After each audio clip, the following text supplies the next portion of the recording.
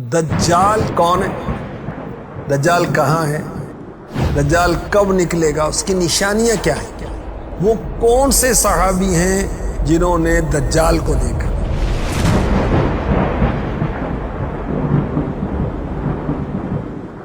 دجال کا لقب مسیح الدجال یوں کہا جاتا ہے نا۔ مسیح کیوں کہا جاتا ہے؟ کیونکہ اس کی ایک آنکھ یوں کہ وہاں ڈھلا ہی نہیں ہے، بلکہ وہاں گوشت مکمل ملا ہوگا، اور اس کو دھوکہ باز اور فریب کار ہونے کی وجہ سے دجال کہا جاتا ہے۔ اس کی ماں کون ہے؟ اس کا باپ کون ہے؟ اس کا باپ کوئی انسان اور ماں ایک جننی ہے۔ کہاں پیدا ہوا؟ مصر میں، شہر قوس۔ اور کس دور میں؟ اس کی پیدائش سلیمان علیہ نبینا علیہ الصلوۃ والسلام سے پہلے ہو چکی۔ سلیمان علیہ السلام نے ہی اس کو قید کیا۔ اس کا حلیہ کیا ہے؟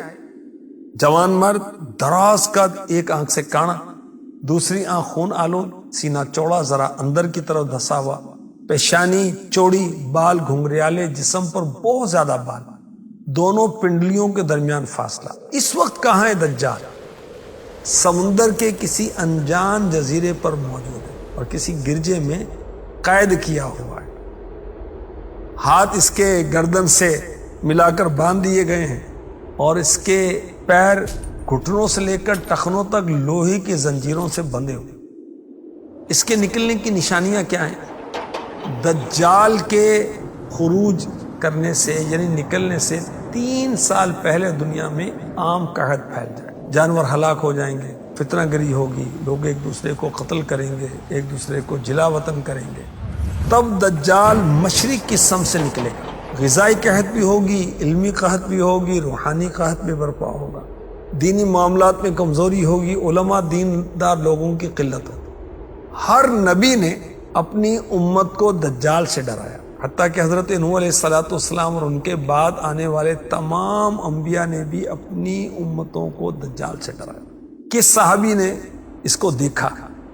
وہ ہیں حضرت تمیم داری رضی اللہ عنہ۔ آپ نے پیارے آقا علیہ الصلوۃ والسلام کی بارگاہ میں عرض کی کہ ایک سمندری سفر میں ہم گم ہو گئے، ایک جزیرے پر پہنچے، وہاں لمبے لمبے بالوں والا ایک جانور آ گیا۔ اس نے کہا میں جساسا ہوں۔ وہ ہمیں ایک گرجے میں لے گیا جہاں ہم نے بڑی جسامت والا ایک انسان دیکھا کہ اس کے ہاتھ گردن سے ملا کر اور اس کے پیر گھٹنوں سے لے کر ٹخنوں تک لوہے کی زنجیروں سے بندھے ہوئے۔ اس نے ہم سے کئی ایک سوالات کیے، ان میں سے ایک یہ بھی سوال تھا مجھے عربوں کے نبی کے بارے میں بتاؤ۔ انہوں نے کیا کیا؟ تو ہم نے اس کو آپ صلی اللہ علیہ وسلم کے حالات سے خبردار کیا۔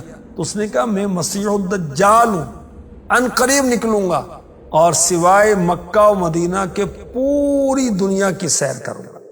دجال جب نکلے گا تو گدھے پر بیٹھا ہوگا، 40 دن دنیا میں ٹھہرے گا، جس میں پہلا دن سال بھر کا ہوگا، دوسرا دن 1 ماہ کا، تیسرا دن 1 ہفتے کا، اور باقی دن معمول کے ہوں گے۔ اس کا گدھا اس قدر تیز ہوگا کہ جہاں نظر پہنچتی ہے وہاں قدم جائے گا۔ اللہ اکبر۔ پوری زمین پر پھرے گا مگر مکہ اور مدینہ میں داخل نہیں ہوگا۔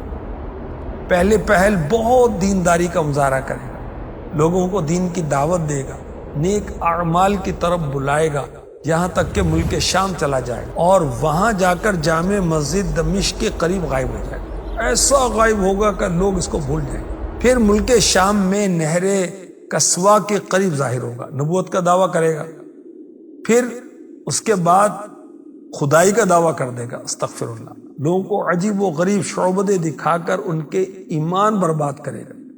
اس کے ساتھ 70,000 یہودی بطور لشکری ہوں گے، یہاں تک کہ شیاطین اس کی بات مانیں گے۔ اس کے لشکر کے ساتھ حضرت یاسع علیہ السلام اللہ کے نبی ہوں گے، جو یہ کہیں گے کہ یہ جھوٹا ہے، دجال ہے۔ اسی پھیرے میں دجال حضرت خضر علیہ السلام کو شہید کر دے گا اور مسلمانوں کو حضرت امام مہدی رضی اللہ تعالی عنہ کے ساتھ بیت المقدس میں محصور کر دے گا، بند کر دے گا، یہاں تک کہ حضرت عیسیٰ علیہ السلام آسمانوں سے نزول فرمائیں گے۔ کہاں پر؟